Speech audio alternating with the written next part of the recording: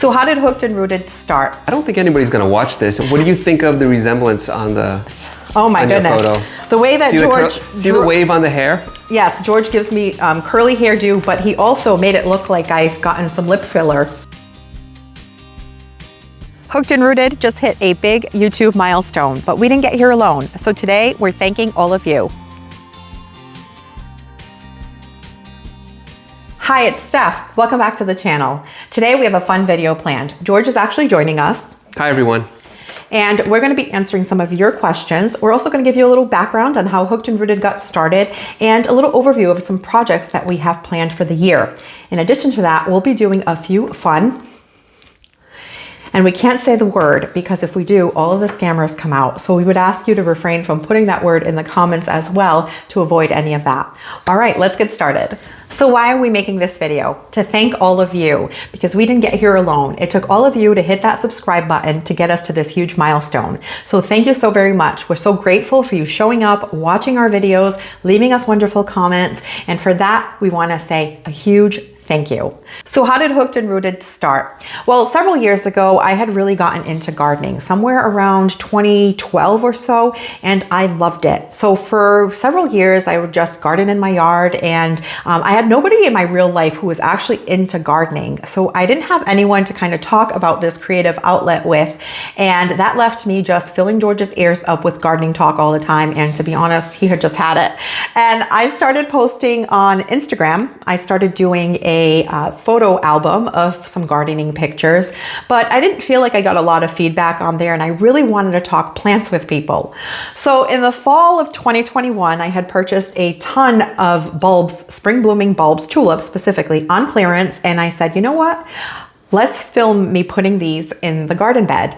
I wanted to put them up and down my front walkway, and I told George if he could help me film it. I said that I was going to put it on YouTube, and what did you think about that? At the time, I was like, I don't think anybody's going to watch this, and we used an old GoPro because we really didn't have anything to film with. Yeah. And yeah, we put that first video together, and it got a couple of views, but I think you were so excited when you got 100 views. I know. You're like, oh my God, 100 people actually watched this. I was pumped. I was like, oh my gosh, maybe people are going to want to talk to me about my garden and about plants, and you know, I think this is going to work out. So it gave me the motivation to kind of keep going. And from that point forward, I think I proved George wrong, because he didn't think that, you know, who's going to watch gardening content? He was really into watching car content. Yes, I was not into gardening at all. Yeah. And just essentially just mowing the lawn.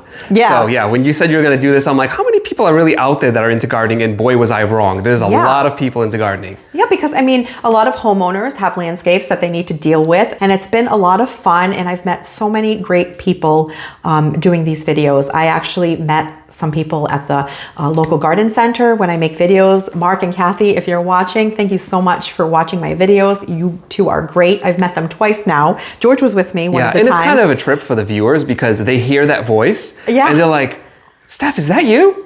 And yeah, so. It's fun. And I've met so many other people. I've met Maria, which is now in my garden club in town, and I love her. So Maria, thank you so much. And you know, Rhonda actually just sent me a birthday card this week. So it's been a lot of fun, you know, getting to talk to all of my YouTube friends about gardening projects, things I'm doing in my garden, questions that you have, and we have conversations about. It's really been such a fun, creative outlet for me and brings so much joy to my life. So thank you all so much for that. Well, it sounds like maybe it's time for one of these. Let's do it. So let me set up some ground rules about we would ask again that you don't put the word in the comments, but we are going to do a couple of these throughout the video. And what I would like you to do is just make a comment about the item that you're most interested in, so that when we use a random comment selector, we will send you the item that you prefer. So the first one is going to be... They just need to be subscribed and make a comment. That's all. Yep, those are the only rules. And when we do pick the person that's going to receive the item, like I said, we're going to use a random selector, but we are going to reach out to you by replying to that comment, and we will also make a community tab post listing the viewers whose comments were picked. Yeah. And that worked great in the past. It did. Yeah. And so that's what we're going to do again. And then I will tell you how to contact us to receive that item. And so just ignore anything else that comes from different people that might not look familiar to you, because we want to avoid any of that happening, any funny business happening in the comment section. Okay, so let's get to it. The first item that we are going to share with a viewer is from our friends at Vigo. Now, if you've been around the channel for a while, you know that I am a brand ambassador for Vigo, and we've done a few fun projects with them in the past, and they have offered to send 2 viewers 2 separate items. The first one is the 17-inch 9-in-1 Novell garden bed and a Hori Hori. You know that I love my raised beds that we upgraded last year from the rotted wood beds to the raised metal beds. I love them. I think they look beautiful, and it was such a fun upgrade. So one of you are going to win one of those, and a Hori Hori, which is a great tool in the garden. It is a garden knife, very useful for cutting through roots if you're dividing perennials or even making holes. And item number 2 from Vigo Garden would be a high flow retractable hose reel, which we added to our garden last season. Great item. So go ahead and leave us a comment, and that's it. And in about a week, we're going to select the comments, and we'll let you know. Yeah, and on the hose reels, they come in 2 different lengths, the 130 length and the 100-foot length. We opted for the 100-foot length because it offers more flow, because we're on a well. So we need all the flow we can get. So just a heads up, they can pick either one. That's good to know. So thank you so much to our friends at Vigo Garden. Their mission is to make gardening as accessible and sustainable as possible. So getting back to a little bit about Hooked and Rooted, you might have noticed that since the beginning of this year, we've leveled up our thumbnails a little bit. I hired a thumbnail maker. Yeah, that's me. So yeah, January 1st, I took it upon myself to start taking thumbnails a little more seriously. Yeah. And I usually sketch them out in a rough idea of what I'm thinking about. Literally. And then I share it with Steph. I actually Oh, you saved my sketches? I did. I found his sketches and I put it in a folder. It's hilarious. kind of embarrassing. Hilarious. It's not embarrassing. It's actually really funny. So here's one from a couple of videos back, which was the one that we talked about saving money by growing from seed perennials. So maybe we can put up the sketch and then the actual thumbnail. Yes. So this was one that I found from 2 videos back. This one was from our gardening mistakes video that we used the example of, well, we had several mistakes listed there, but he drew the picture specifically of our Colorado blue spruce mistake. What do you think of the resemblance on the Oh my goodness. Photo? The way that George... See the wave on the hair? Yes, George gives me curly hairdo, but he also made it look like I've gotten some lip filler in these photos. Yes. And here is the viewer appreciation special that we're doing today. So he's been great about bringing his sketches to fruition. Yeah. And some channels are large enough where they can hire thumbnail makers, but here at Hooked and Rooted, it's all in-house. We're all in-house. Let's get into some of your questions. Bobby Mammoth says, I was always curious about yours and George's day jobs. So for the last 16 years, I've been working in IT, specifically with supply chain management, focusing on accounts receivable and accounts payable. I mentioned a couple of videos back that I have a background in finance, so that's what I've been doing. And just recently, I actually stepped down to part-time so that I could focus on making my videos for my channel, because creating these gardening videos take a lot of time. And so in order for me to be able to split my time between running a household, having children, cooking, cleaning, and creating videos, I just needed to try out part-time for a little while to see if I was better able to kind of juggle everything. And how about you, George? And I am in the IT industry, and I'm a programmer, and I have been for about 24 years now. Yeah. And before that, I actually went to a trade school, and I was an electrical apprentice. Pick things up. I pick things up. I've been very handy. I'm always hands-on. So I am into cars, so I'm always doing something. And the next question is from Leandra Joe. It says, hi, Steph and George. I just found your channel. My 3-year-old daughter and I love to watch your videos. How sweet. Do you have some tips or words of encouragement for beginner gardeners who are on a budget? Congrats on the milestone. Thank you so much.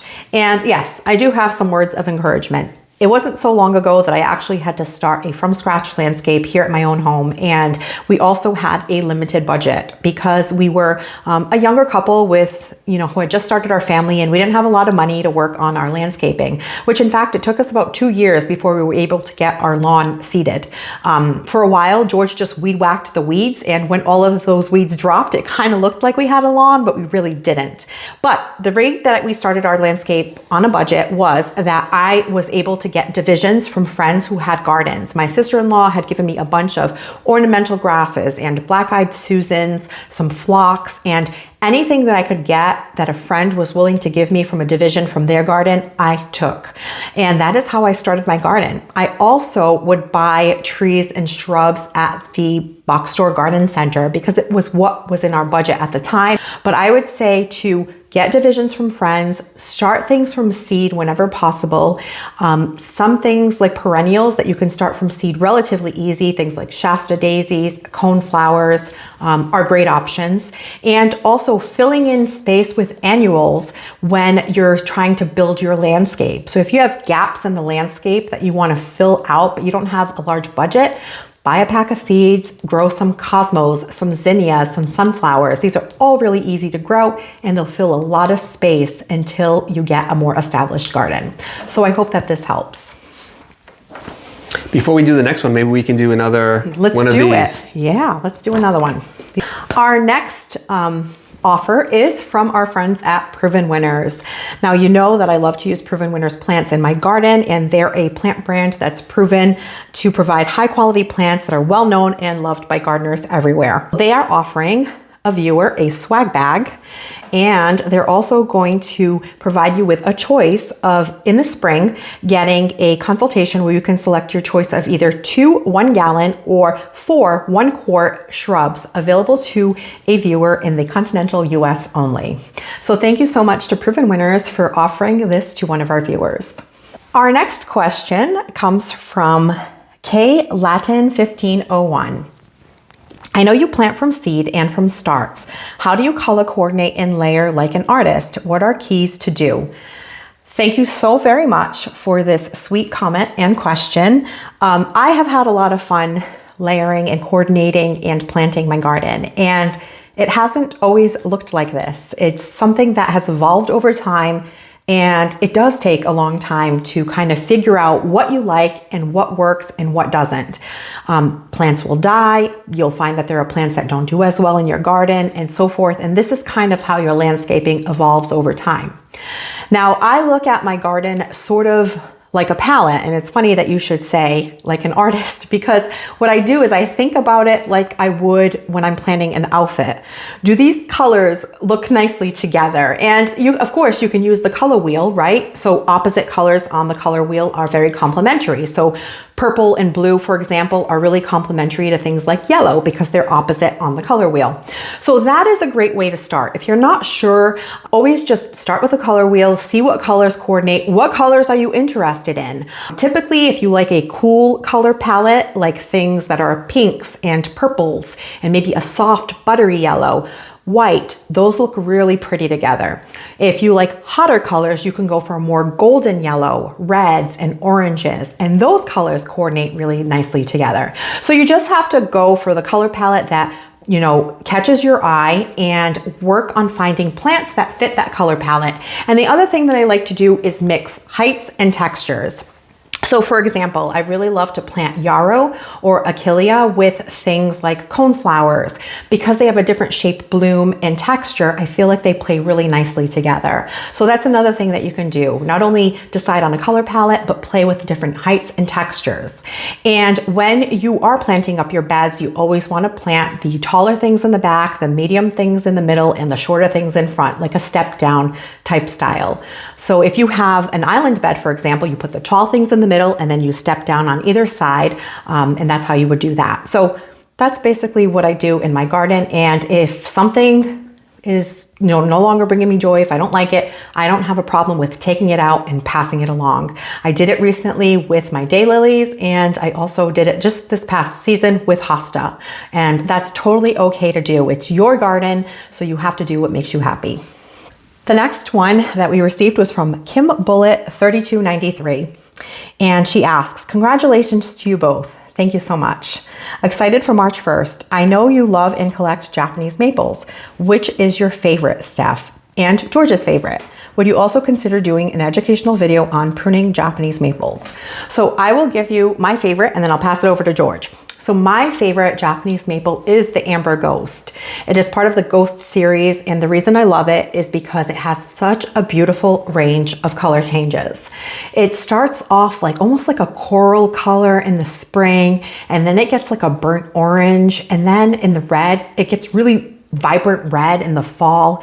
It is just a really beautiful tree. And we have it planted just below our bedroom window. So I get to see the top of the leaves throughout the growing season and all of the color changes it goes through. So it's a tree that I've really fallen in love with recently. And that's one of our more recent trees too. Yeah, we just planted that when we created that patio bed, so not last season, the season like before, so 2023. Yeah. Yeah. So what is your favorite, George? So I really like the autumn moon, and that has been my favorite, but just recently I'm starting to like the Ariadne a lot because I've seen that's one of our trees that we've had for about 4 or 5 years now. Yeah, one of our first ones. And it's bulking up in size, and the color changes have been really awesome over the last few years. Yeah. So I really like Ariadne, autumn moon, the Amber Ghost, pastel. Yeah. Pastel is really, really nice. That is a good one. That one we currently still have in a pot, but it has like a peach color in the spring, and then it's almost like a pink when it starts transitioning over to summer. Yeah, it's gorgeous. So that one is really nice. And I love Makawa. That one I do prune a little bit more than the others because I want to keep that one nice and tight and small, compact. Yeah, but in terms of pruning, because our trees aren't that old, I really haven't pruned them all that much. The one that I did prune the most was the Katsura because it had a lot of that twiggy growth in between. Yeah. So once we did that, the next season it popped and it's put on a lot of growth. Yeah. So I don't really have a favorite. I have a few favorites, but we have like 30 maples now. Yeah, we're getting there. We probably have close to, we might actually be at 30 at this point. Last count, we had done 28, but then we got a couple more. So yeah, we have a pretty good collection. We do love them. They're a great medium-sized tree. They're hardy in zones 5 through 9, but on the upper range of that in your hotter zones, you are going to want to protect them from hot afternoon sun. And colder zones, you might want to protect them as well or have them in a protected area of the garden. But they're beautiful trees. They typically get to be 15 to 20 feet tall and wide, so like a medium size. So with your question, would you consider doing an educational video on pruning Japanese maples? We might do a Japanese maple care video at some point this spring. So thank you so much for your comment and for the suggestion. So should we do another? Yeah, let's do it. Yeah. All right. And the next item is being offered by our friends at Coast of Maine. If you've been around the channel for a while, you know that in the last few seasons, I have been using Coast of Maine soil in my garden. It is a soil that I love. It is organic, made out of quality ingredients. And what I have found to be better about the Coast of Maine soils over some of the other bagged soils that I have used is that I find that it has less of those fillers, those twigs and sticks that you find in some of the other brands. So when I reached out and asked if they wanted to participate, they graciously offered 2 bags of the Bar Harbor Blend potting soil to a viewer. If you're interested in trying the Coast of Maine soils in your garden, you can go onto the Coast of Maine website and try their retail store finder. They are typically available at independently run nurseries and garden centers, and you can also find them at retailers like Ace Hardware and Do It Best. So thank you so much, Coast of Maine, for offering this to our viewers. And the next question comes from Linda Reed. Congrats. Thanks, Linda. I love all of your content. As always, it is interesting and engaging. I especially love when Rocco makes an appearance. Question, because you live in New England where it can get very cold, how do you get Rocco to go outside and potty? I live in a warmer zone and my Chihuahua refuses to go out when it's raining or just a little cold. That is a great question, Linda. So I'm actually going to let George answer this one because part of this is due to something that he was able to teach Rocco to do. Yeah, so here's Rocco. And he is an Italian Greyhound. He's actually our second Italian Greyhound. Our first one, his name was Vince. And at the time, we lived on a 3rd floor apartment in the city. And taking him out was a little difficult. And I read that Italian Greyhounds can be litter box trained. So what I did was I got a litter box and we started to train him. But these dogs are fairly tall. And you can see Rocco's starting to stand up. When he would lift his leg, he would actually go over the box. Yes, he would. So then I had to get creative, and I almost made like a little like shower stall with some like plexiglass. So that was the box. That was the prototype of having this box that I got Vince to use, and he used that for years, right? And once Vince passed, probably about a year later, we got Rocco. It was actually 6 months. We said no more dogs because we were heartbroken, and no more than 6 months later, here comes Rocco. Here comes Rocco, yeah. And we did the same process. I created a box just like I had for Vince, and we trained Rocco to go into the box. So that's what he does. So if it's raining or snowy out, it's really helpful. Yeah, he just goes into his litter box and he does his stuff, and he's really good. He's such a good boy. Such a good boy, such a smarty. Yeah. He learned how to go in his box, and at first it was a lot of bribes with cookies, but he quickly picked up on how to do it, and he's been great. Our next question comes from Emily's Garden 902, and it says, it may already be out there, but I'd love to hear about your best winter sowing successes, perennials that you started that are still doing great now, and any annuals that you started that you were able to get a good size and bloom early enough in the season to enjoy.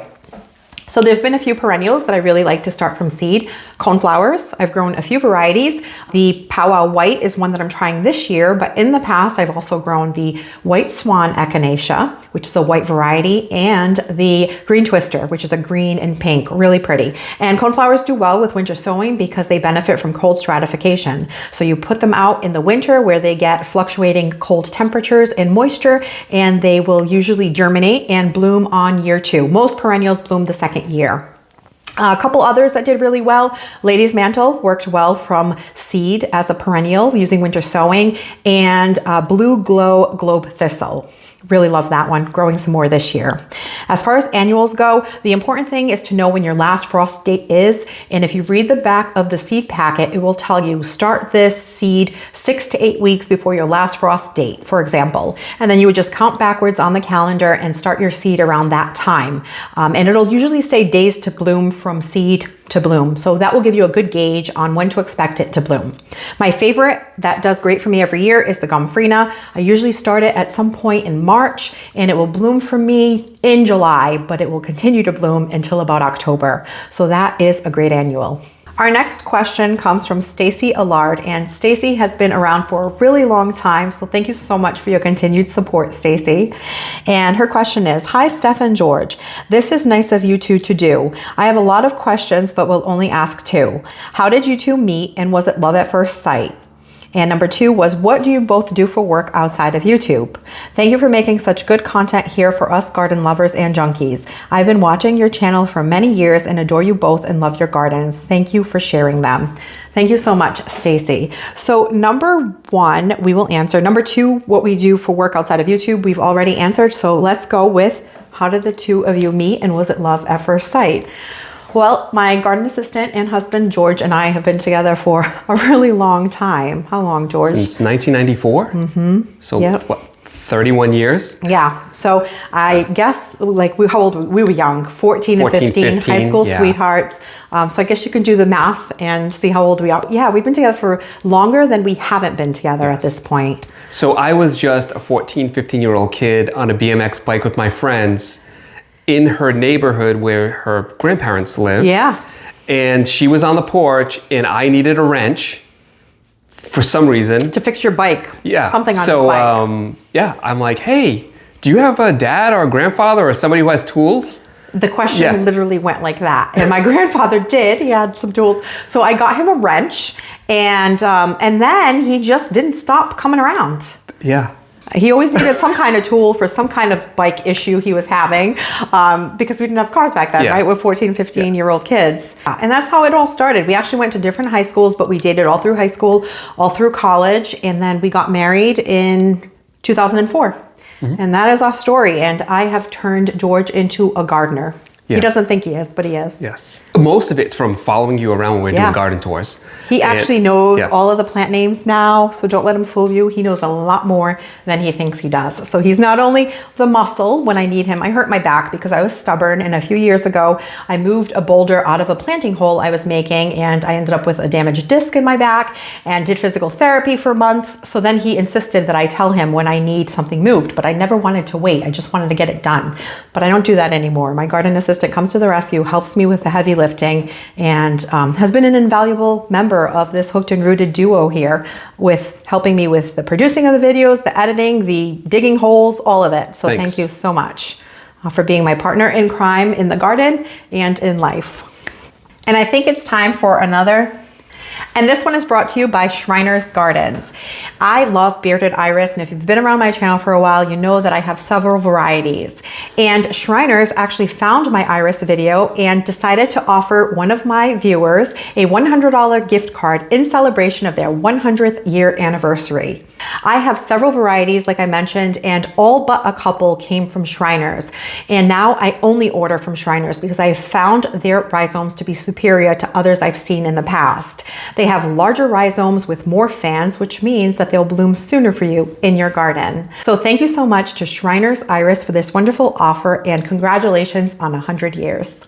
I thought it would be fun to share two facts or two things you might not know about me.